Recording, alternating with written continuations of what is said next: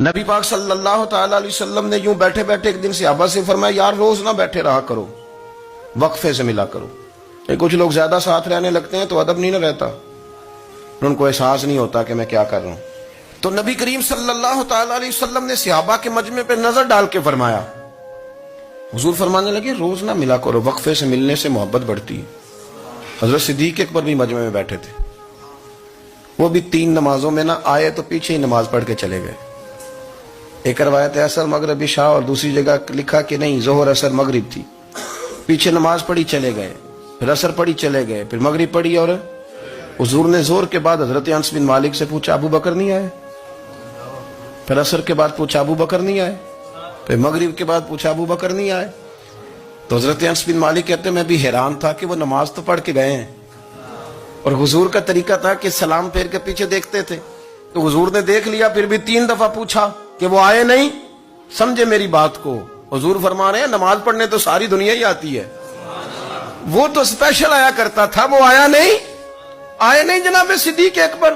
تو حضرت انس کہتے میں نے جا کے دروازے پہ دستک کی، حضرت انس قریب رہتے تھے نا حضور کے، تو نبی پاک کے لاڈلے تھے، تو پھر لوگ بھی ان کا لاڈ دیکھتے تھے کہ یہ حضور کا قریبی ہے۔ تو کہتے میں نے دروازے پہ دستک دی تو حضرت ابو بکر صدیق فرمانے لگے کیسے آئے ہو؟ میں نے کہا یار آپ چنگے سیانے بندے، حضور نے 3 دفعہ پوچھا ہے، 3 دفعہ پوچھا ہے۔ تو حضرت سیدنا ابو بکر صدیق دوڑے آئے، حضور حکم ہو؟ تو نبی کریم نے فرمایا یار سارا دن تو نظر ہی نہیں آیا، تو کدھر تھا تو؟ سارا دن ملا ہی نہیں۔ اللہ کرے آپ کے اس جملے کے حسن کی سمجھ آئے۔ آپ دیکھیں جو چاشنی یہاں ٹپک رہی ہے، جو وقار یہاں ٹپک رہا ہے، ذرا اس کا مزاج تو دیکھیں، اور یار تو نظر ہی نہیں آیا سارا دن۔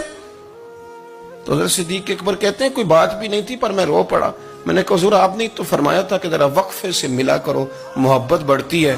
تو حضور فرمانے لگے ابو بکر میں نے کہا تھا پر تجھے تو نہیں نہ کہا تھا، تو کوئی اور تھے جن کو کہا تھا، تجھے تھوڑا کہا تھا، اور اتنے بڑے جملے نہیں ملیں گے۔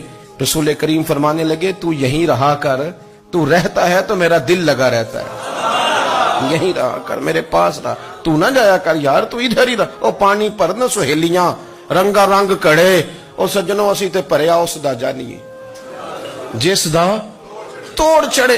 آپ ذرا اس لطف کو آپ دیکھیں، اس ذائقے کو۔ میرا دل کرتا ہے کہ میں یہ حدیث نہ لوگوں کی روحوں تک اتار دوں۔ حضور فرماتے ہیں میں نے جس کے سامنے دین پیش کیا اس نے دلیل مانگی، وہ بھی کوئی اپنا ہے جو اپنوں سے دلیلیں مانگے، وضاحتیں مانگے، یہ کیسے تھا تو وہ کیسے تھا، تو یہ چیز کدھر سے آئی تو وہ کدھر گئی۔ آپ اپنوں سے دلیلیں مانگ رہے ہیں، آپ اپنوں سے اپنوں کو کٹوروں میں کھڑا کیا۔ حضور یہ نہیں فرماتے کہ دلیل تھی کوئی نہیں، فرمایا جس نے مانگی میں نے دی دلیل، اور لوگ دلیل دیکھ کے مسلمان ہوئے۔ حضور فرماتے ہیں لوگوں سنو یہ میرا ابو بکر ہے، میں نے اسے کہا کلمہ پڑھ لے، اس نے دلیل ہی کوئی نہیں مانگی، فوراً ہی کلمہ پڑھ کے مسلمان۔